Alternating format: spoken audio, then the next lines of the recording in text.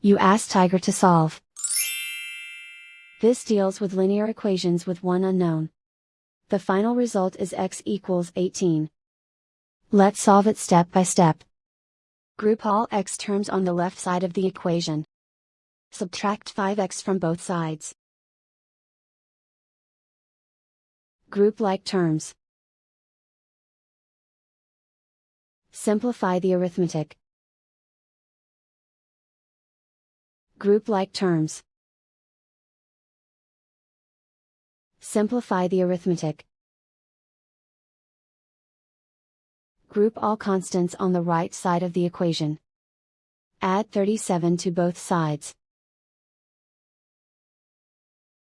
Simplify the arithmetic.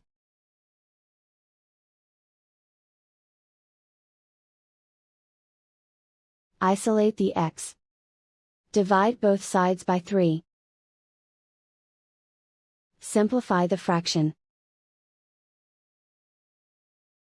Find the greatest common factor of the numerator and denominator. Factor out and cancel the greatest common factor. And so the final result is x equals 18.